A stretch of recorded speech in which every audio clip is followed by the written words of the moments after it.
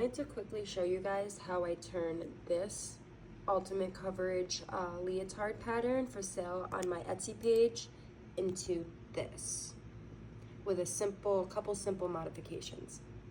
So the only panel we're going to be modifying is the front panel. So what we'll do, sorry, I'm using one hand to record, one hand to cut, is just cut around your sewing pattern like you normally would on the outside, keeping your center fold on the fold.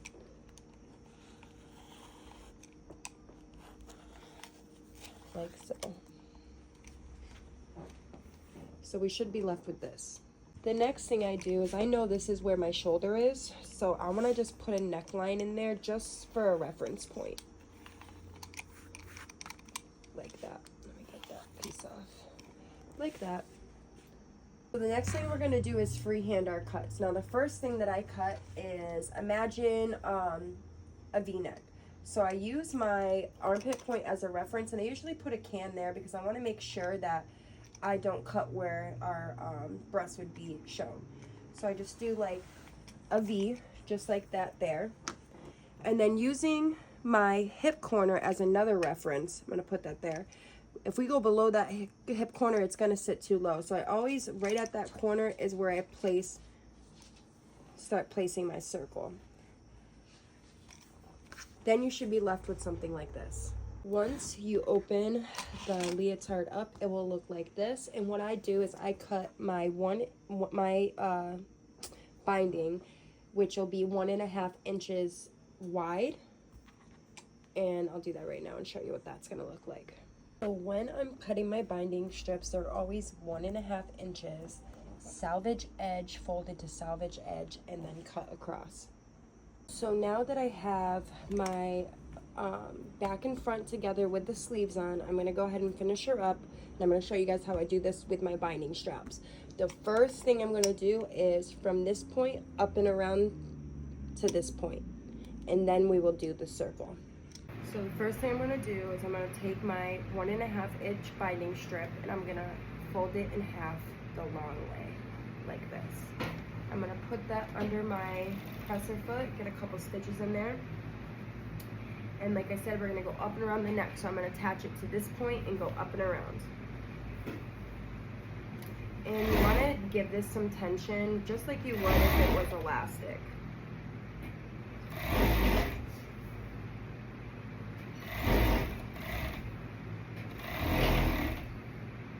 Just keep it folded and keep it edge to edge all the way up and around.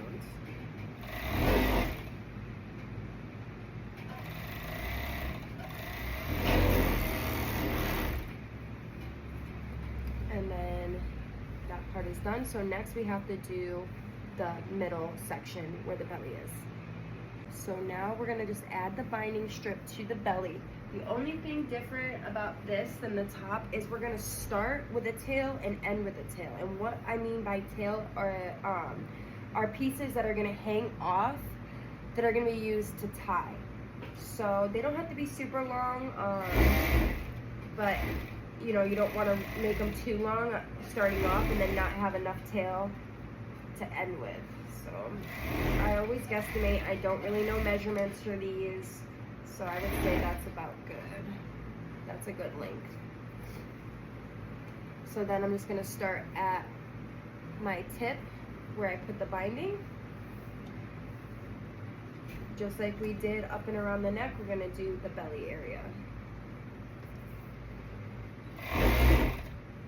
Now when I, because you know the belly area is in a circle, I always pull a little bit tighter than normal. I give it extra tension only because I want it to lay flat. If you don't give that tension, it may look wavy on the body, and we don't want that. Around. And then we want to make sure we tail this one too.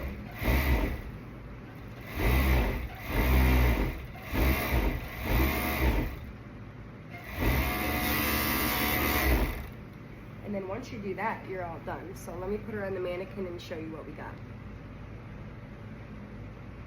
And this is our finished product, ladies.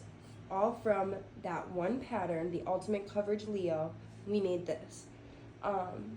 Some little tips I like to give out is my binding, most of the time I don't use the same. I use a different color, whether it be darker, a matte, just the contrast is really nice.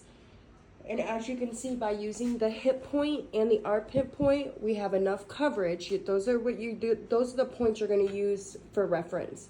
You don't want to go lower than the hip point, and you want to put a can right here when you're cutting, like we did when we first cut out, if that makes sense.